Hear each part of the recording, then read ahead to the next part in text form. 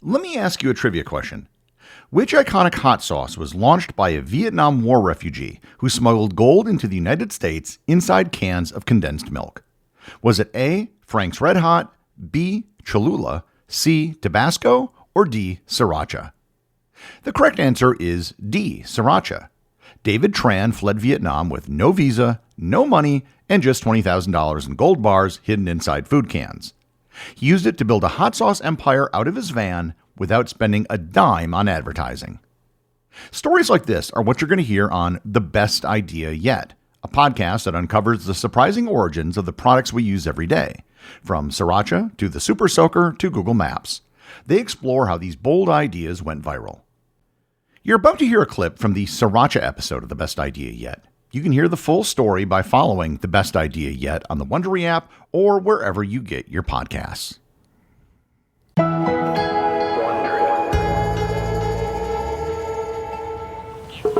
Our story starts in Sac Trang, South Vietnam, a province nestled in the lush Mekong Delta. It's hot and dusty in the dry season and hot and wet in the rainy season. The year is 1970 and David Tran is 25 years old, the third eldest of 9 kids. As a teenager in the 1960s, David worked a retail job along with his older brother selling chemicals in Saigon. But the Vietnam War, it was happening more or less in their backyard. So as the war escalated, David went back home to Sac Trang to finish school and avoid getting dragged into the front lines. One night, David's trying to get some sleep.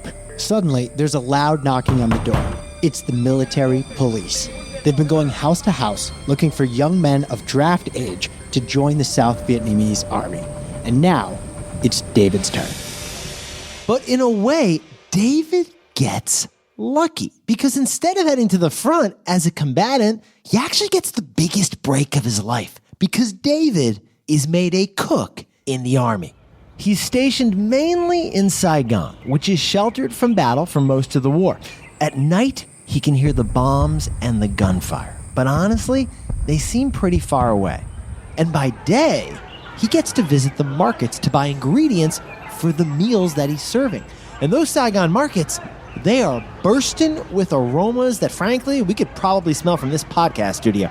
Jack, can I interest you in a little cilantro, maybe some clove, a little cinnamon? Maybe a bit of star anise, Nick? Yeah, it's like the whole McCormick spice cabinet, Jack. David serves as an army cook for 5 years. But then, on April 30th, 1975, Saigon falls to the North Vietnamese army, and suddenly the war is over. The U.S.-backed capitalists in the South have lost. Now, this sets a whole bunch of changes in motion. The communist government takes over, Saigon gets renamed to Ho Chi Minh City, and obviously, people have big feelings about all of this. But for David, he's just relieved the war's over. 5 years of army life have left him basically broke. He's gotten married to a nurse during the war, and they have a baby on the way, which is amazing, but there's a lot of pressure for him to now support his growing family. Oh, yeah. Happily, David stayed close to his older brother, the same one he followed to Saigon as a teenager to work in the chemical store.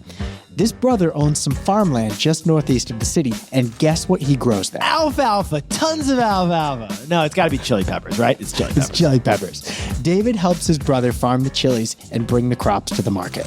But soon, they discover a problem most farmers face on the regular: market volatility.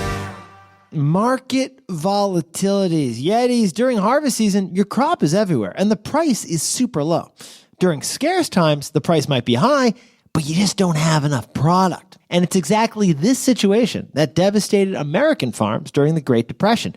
And it's why the U.S. government has been paying farm subsidies to farmers since 1933. David and his brother don't have the option of subsidies, but they do have a different secret weapon. Interesting. Thanks to their time working in chemical retail, David knows how to use a couple basic food preservatives. Yes. Which means he can take their chilies and turn them into a shelf-stable, long-lasting sauce. It's like that scene in every movie, Jack, where like some random character's got a random talent that suddenly saves the end of the day. Like, I think that's half the characters in Goonies. Yeah, they get past the booby traps because the girl can play the organ. Suddenly, David and his brother are no longer in the chili business. They're in the chili sauce business. It's a Tuong Oat startup, which actually means chili sauce in Vietnamese. But they don't have the means for fresh packaging.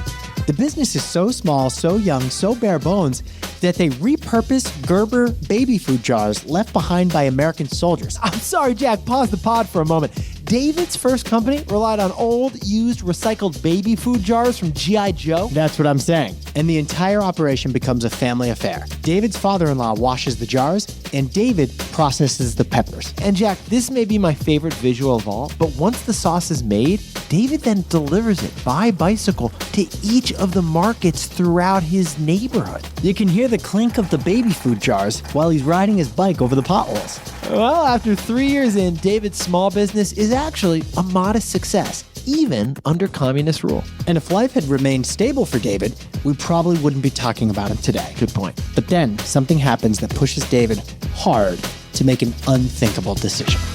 So even as David Tran and his family are building their modest hot sauce business, life in general is getting harder. David and his whole family are of Chinese origin. And though they've been living in Vietnam for generations, the new government is stoking anti-Chinese sentiment all across the country. For thousands and thousands of Vietnamese people of Chinese descent, rations are now limited. The government starts seizing businesses and seizing assets and forcing people to work as farm laborers. It's horrible. David decides enough is enough. So in 1978, he's able to get his wife and kid and then her parents on the refugee boats taking people out of the country. Until finally, months later, it's time for David to join them. Wow. It's December. Dusk is falling over Ho Chi Minh City. David shivers as he steps onto a soot-covered bus. Instinctively, he reaches into his pockets to guard his money. Only he's left all his currency behind. Luckily, he has something more valuable hidden away in his luggage. Oh, and it's not a chili sauce recipe. More on that in a bit. The bus rumbles away from the city and towards the seaport. He and a handful of other passengers board a tiny little sailboat to escape the country. The small boat is how you get to a much, much bigger boat, a massive Taiwanese-owned freighter called the Hui Fang, which means gathering prosperity. But for the 3,000 people aboard the Hui Fang, prosperity seems really far away. The ship is crowded. There aren't enough bathrooms. The rough seas make passengers sick. Everyone is hungry and exhausted, and no one knows exactly where they'll be allowed to dock. So on Christmas Eve 1978, the Hui Fang arrives in Hong Kong, but authorities won't let them dock for almost a month. They're refugees in a boat with 3,000 people, and they're just floating. Jack, I got annoyed at Delta the other day because we were taxiing for like 13 minutes. And then finally, in mid-January, they're allowed to disembark. Wow. Together with thousands of shipmates, they file into a refugee camp in a converted airport. And despite all the hardship, David is thankful. His wife and kid have made it to a different refugee camp in Indonesia, and David has one more thing going for him. Now, Yetis, you remember that Jack said a few minutes ago David couldn't take any money with him when he left the country, right, Jack? Yeah, it's true. Yeah. In fact, taking more than $10 out of Vietnam was prohibited by the Vietnamese government. But refugees were allowed to bring food. Interesting. So David brings a bunch of cans of condensed milk. But if some inspector were to crack open those cans, they wouldn't find any dairy in there. Oh, what would they find in those little cans he hid away? $20,000 in gold. Yetis, for context, that's about $90,000 in today's money. And David has to sit on this treasure for the next 8 months in the camp until he can be reunited with his family. Don't touch those condensed milk cans. This guy's a risk taker, but it's a calculated risk. Let's hope it pays off. You just heard a clip from the Sriracha episode of The Best Idea Yet. To hear the full story, follow The Best Idea Yet on the Wondery app or wherever you get your podcasts. You can also listen early and ad-free by joining Wondery Plus. Start your free trial in the Wondery app, Apple Podcasts, or Spotify.